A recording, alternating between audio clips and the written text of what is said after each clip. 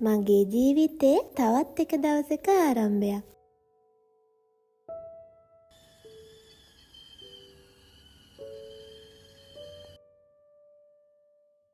ඉතින් මේ වෙනකොටත් අපේ පුංචි ලංකාවේ ඇතුලේ ලොකු විවසනයක් වෙන ගමන් තමයි තිබුණේ. අද හරියටම නොවැම්බර් 29 වෙනිදා.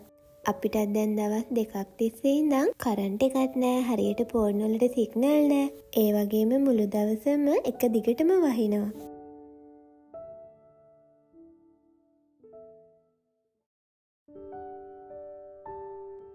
මමත් ඉතින් වෙනදා වගේම මගේ කොණ්ඩෙත් හොඳට පීරගෙන අපේ ලේම් පැටියගේ විටමින් එක දෙන්න තමයි මේ හදන්නේ.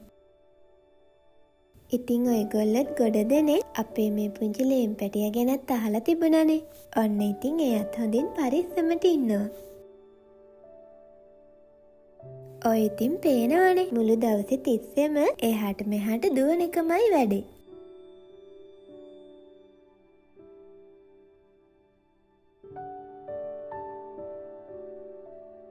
ඉතින් අපේ ලේම් පැටියා ලොකු තුවාලයක් තිබුණ කෙනෙක්නේ. ඒක නිසා එයා ඉතින් තාමත් ටිකක් දුර්වලයි.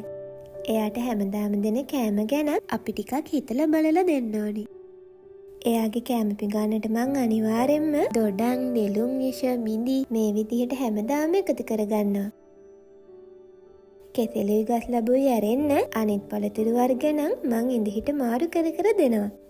එයා සමපෝෂකන්නත් හරි ආසයි. ඒත් ඉතින් ඒ වගේ දේවල් නම් මං හැමදාම දෙන්නේ නැහැ. මොකද දැන් එයාට ඕනි කරන්නේ ප්‍රතිශක්තිකරණයක් තියෙන කෑමනේ.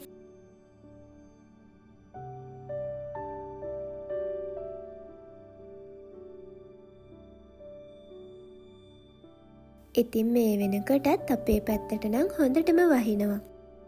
අද එයත් වැඩට ගියපු දවසක් නිසා මගේ හිතටත් ටිකක් විතර බයයි. ඒත් එයා ඉක්මනට මද ගෙදර එන නිසා හිතට පොඩි හරි සහනයක් දැනෙනවා.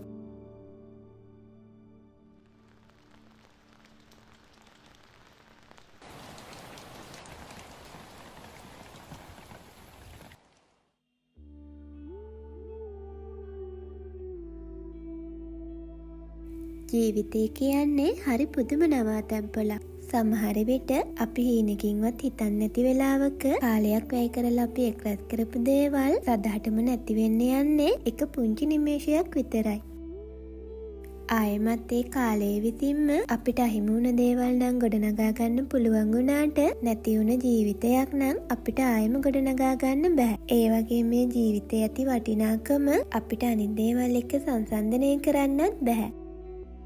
ඉතින් අපි ටික කාලයකට ඉන්න විත් යන මේ නවාතැන්පොලේ ආයෙමත් වෙනත් නවාතැන්පොලකට යන්න කලින් අපි එක්රැස් කරගන්න භෞතික දේවල් වගේම ආධ්‍යාත්මිකවත් හිත මනස දියුණු කරගන්න ගමන් පින්කුසල් රැස් කරගන්නව නම් අපිට ඊළඟට යන්න තියෙන නවාතැන මීටත් වඩා හොඳ සුවපහසු තැනක් කරගන්න පුළුවන් වෙයි. ඒ වගේම යම් දවසක මේ කිසිම නවාතැනක් අවශ්‍ය වෙන්නේ නැති නිදහස් සැහැල්ලු වලාකුළක් වගේ මේ සසර ගමනින් සදහටම අයින් වෙලා යන්නත් අපිට පුළුවන් වෙයි. ඔන්න ඉතින් කතාවෙන් කතාව මේ වැස්ස වෙලාවේ අපි තුන්දෙනා වෙන මොනා කරන්නද? අපේ මේ දඟය දෙන්නටත් දැන් නම් හොඳටම නිදිමත වෙලා. ඉතින් අද මට ඔන්ලයින් පේජ් එකකින් පුංචි පාර්සලයක් ආවා. එහෙනම් අපි බලමුකෝ මේකේ මොනවද තියෙන්නේ කියලා. ඉතින් මේක මට එවලා තිබුණේ මල්කි පැෂන් කියන ගවුම් මහන පේජ් එකකින්.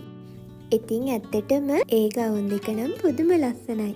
ඒ වගේම ඕනිම වයසක කෙනෙකුට ගැලපෙන විදිහේ ලස්සන ගවුම් ඩිසයින් ටිකක් තියෙනවා වගේම සාධාරණ මුදලකට ඔයගොල්ලන්ටත් ඒ පේජ් එකෙන් ගන්න පුළුවන්.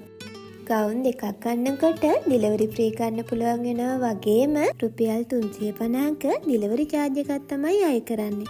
ඉතින් මේ ලස්සන ගවුම් දෙකටම ඔයාට ගොඩක් ස්තුතියි වගේම අන්කොමන් මැටීරියල් වලින් ගවුම් අඳින්න කැමති ඔයගොල්ලන්ට මල්කි පැෂන් පේජ් එකෙන් ලස්සන ගවුම් ගන්න පුළුවන්.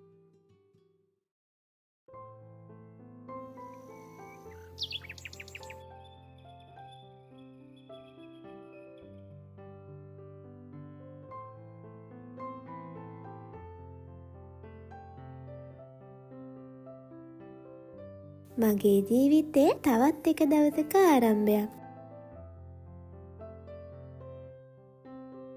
ඉතින් මෙච්චර කල් අපි දෙන්න හරිම ආසාවෙන් නගා කරපු මේ මෑකරල් තාමත් ටිකෙන් ටික ලොකු වෙන ගමන්.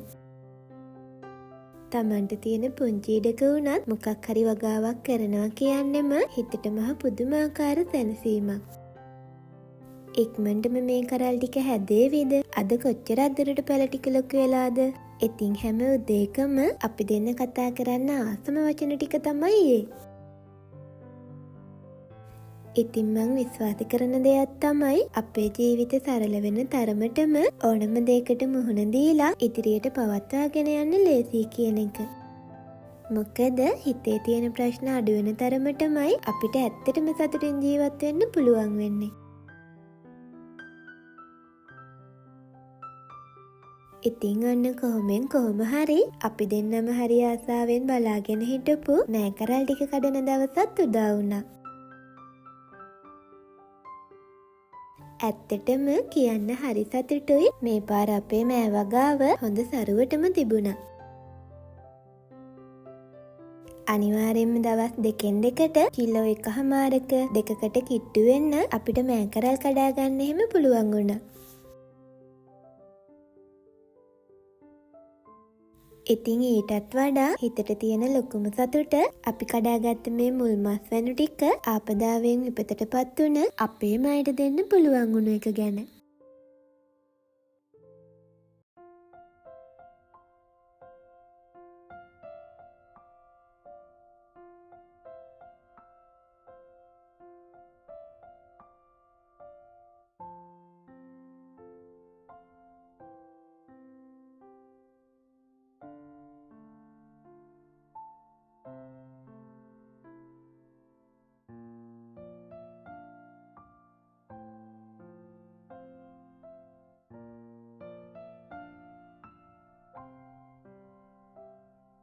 ඉතින් කුණාට දවසෙන් පස්සේ අපිට කරන්ට් එක ගිහිල්ලත් අදට හරියටම සතියයි.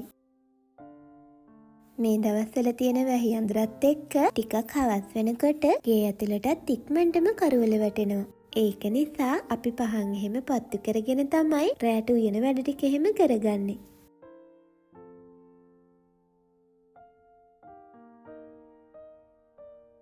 ඉතින් අද නම් අපේ රෑ කෑම වේල ටිකක් කලින් උයා ගන්නවා. එතකොට හවස් වෙන්න කලින් අපේ කුස්සිය මස් කරගෙන ඉවර කරගන්න ලේසියිනේ.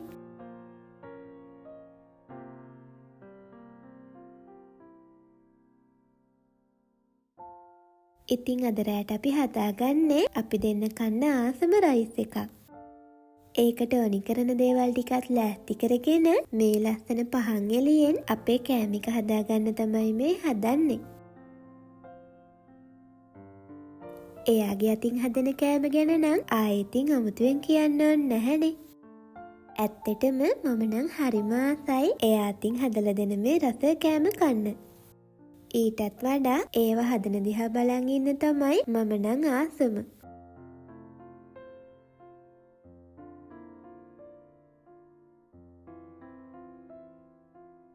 ඉතින් අද මට ඔයගොල්ලොත් එක්ක ටිකක් කතා කරන්න ඕනි. විශේෂයෙන්ම කියන්න ඕනි මේ කරදර තිබුණ දවස් ටිකේ අපි දෙන්න ගැන, ටිමීලේම් පැටියයි ගැන, එතකොට අපි දෙන්නගෙම දෙමව්පියෝ ගැන හොඳින් ඉන්නවද කියලා අහලා බලපු, අපි ගැන හොයලා බලපු ඔයගොල්ලෝ හැමෝටම ඇත්තටම ගොඩාක් ස්තුතියි. ඒ වගේම මේ වගේ ලොකු ආදරයක් අපිට දෙනවට. මම දන්නවා මේක අපි හැමෝටම අමාරු කාලයක්. ඒත් අපිට අද ඉතිරි වුණු දේවල් වලින් අපේ ජීවිත ආයෙත් තිබුණ විදිහටම ගොඩනගා ගන්න අපි පුළුවන් උපරිම උත්සාහ කරමු.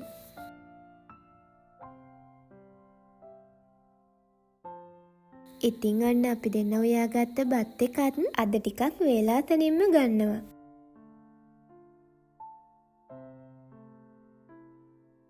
එහෙනම් ඉතින් අදට ගිහින් එන්නම්කෝ. තවත් ලස්සන දවසකින් මුණ ගැහෙනකන් සතුටින් පරිස්සමින් ඉන්න. ඒ වගේම ඔයගොල්ලෝ හැමෝටම හිතට සතුටක් ගේන සුබම සුබ නත්තලක් වෙන්න ඕනි.